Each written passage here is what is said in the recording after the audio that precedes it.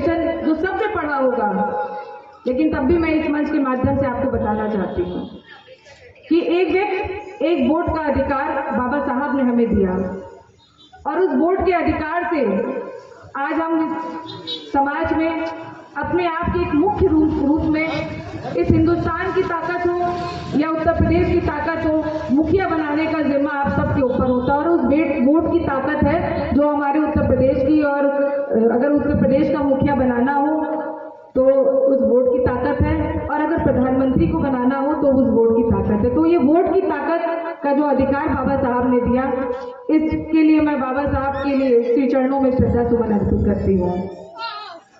आज सम्मानित महिलाएं मेरे सामने बैठी हुई हैं। महिलाओं के हक और अधिकारों के लिए जब हिंदू कोड बिल लाए बाबा साहब, तो उस बिल का मतलब क्या था? उस बिल को लाने के लिए, क्योंकि बाबा साहब ने लगातार अपने समाज में महिलाओं की जो दुर्व्यवस्था थी उसको देखते थे, और उन्होंने मन बना लिया था कि अगर मुझे मौका मिला तो मैं महिलाओं के उत्थान के लिए बहुत कुछ करूंगा। और उनके आदर्श, जिनको वो अपना आदर्श मानते थे, अभी 11 तारीख को महात्मा ज्योतिबा फूले जी की जयंती हम सब ने मनाई, वो उनके गुरु थे।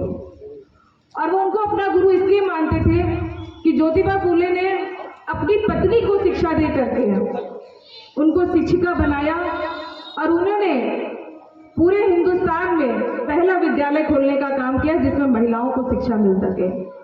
और देखिए, जब उस समय का जमाना था, जब कोई व्यवस्था नहीं थी, तब ही शिक्षा की अलग जगाई गई।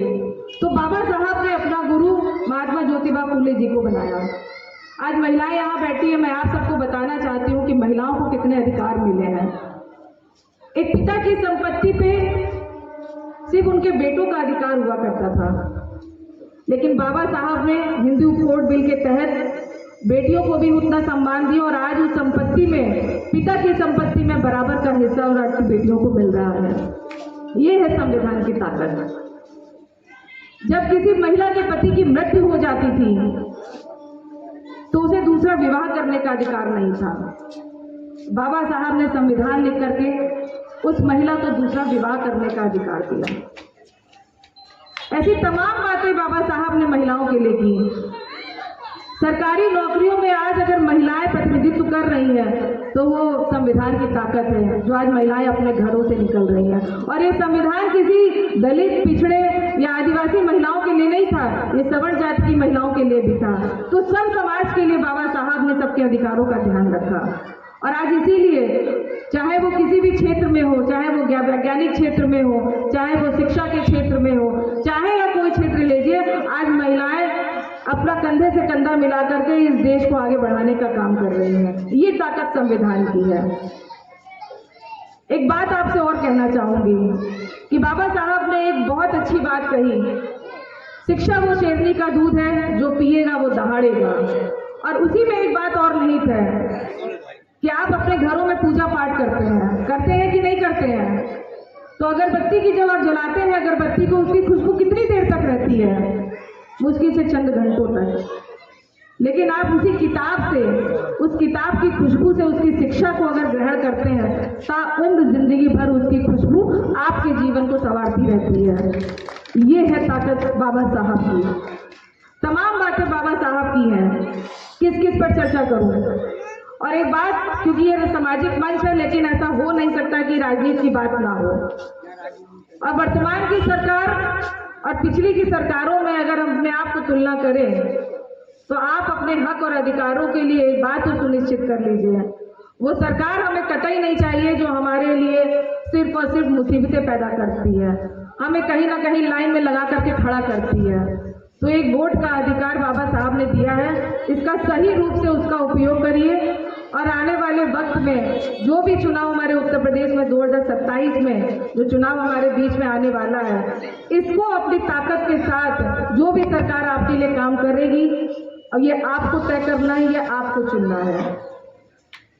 बाबा साहब की बहुत सी बातें आप सबके जहन में, क्योंकि कार्यक्रम बहुत देर से चल रहा है, हमारे और भी वक्ता यहाँ पर उपस्थित है, और मुझे भी आज रात दिल्ली जाना है, तो मैं अपनी तमाम बातों को समाप्त करते हुए महिलाओं के सम्मान में एक बात कहना चाहूंगी कि तुम जिस देश में जन्मी हो, जिस देश में जन्मी थी सीता, तुम उस देश की नारी हो जिस देश में देखो भटक न जाना इन झूठे भोग विलासों में, काम ऐसा करके जाना कि नाम रहे इतिहासों में।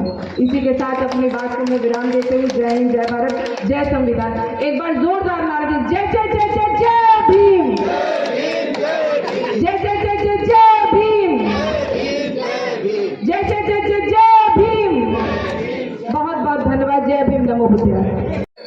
ऐसा कुछ कर जाते हैं कि आने वाली पीढ़ियां उनको याद करती हैं।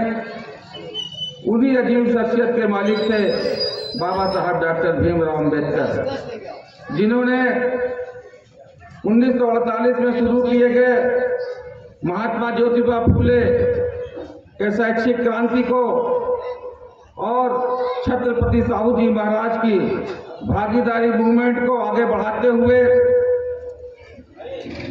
इस देश की सत्ता के खिलाफ, इस देश की व्यवस्था के खिलाफ, इस देश की जातिवाद के खिलाफ, इस देश की मनुस्मृति के खिलाफ और इस देश की भारतीय समाज की रूढ़वादी विचारों के खिलाफ जीवन पर्यंत लड़ने का काम किया। लेकिन आज विडंबना है, ये सारी चीजें जिनके खिलाफ बाबा साहब करता हूँ और बाबा साहब डॉक्टर भीमराव अम्बेडकर जी के 135वें जन्मोत्सव पे मैं इनको कोटि कोटि नमन करता हूँ, श्रद्धांजलि अर्पित करता हूँ। और मैं अपना समय, हालांकि मैं जानता हूँ कि हमारे बहुत से सीनियर बड़े भाई लोग हैं और मैं यहाँ मंच में कुछ सीखने आया हूँ। मैं और हमेशा मैं अपने मनोज भैया को देखता हूँ और कुछ सीखता हूँ कि आगे मैं कुछ कर सकूँ, इनसे कुछ जानकारी लेकर। इसलिए मैं अपना समय भी अपने मनोज भैया को देता हूँ। जय भीम, जय भारत, जय संविधान करता हूँ। साथियों, आज बाबा साहब भीमराव अम्बेडकर की 135वीं जयंती है। साथियों, हम हर साल बाबा साहब अम्बेडकर की जयंती मनाते हैं, उनका महापरिनिर्वाण दिवस मनाते हैं, लेकिन क्या इतना ही काफी है? नहीं, क्योंकि बाबा साहब अम्बेडकर ने कहा था कि इंसान मर जाता है लेकिन उसके विचार नहीं मरते। इस बात को उन्होंने गलत साबित किया था। बाबा साहब अम्बेडकर ने कहा था कि ये बात बिल्कुल गलत है, विचार भी मर जाते हैं और वो विचार मर जाते हैं जिन विचारों का प्रचार प्रसार नहीं होता। इसलिए तमाम संतों गुरु महापुरुषों की जयंती, उनका प्रचार प्रसार लगातार करना चाहिए। और चूंकि राजनीतिक चर्चा का विषय नहीं है, इसलिए अपनी बात को ज्यादा लंबा नहीं खींचूंगा, यहीं से अपनी वाणी को विराम देता हूँ। जय हिंद, जय भीम। ये कहते हैं परमिशन लेके आइए और ये बड़ी विडंबना की बात है जिसको पूरी दुनिया जान रही है, मान रही है।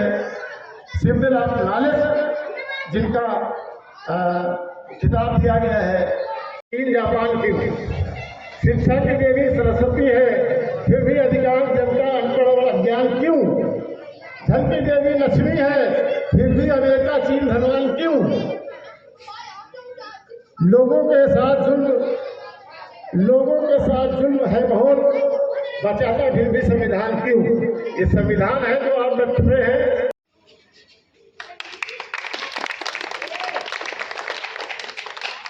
देखिए, वंचित समाज मंच की कानपुर महानगर की जो कमान है, ये 2 युवाओं पर है।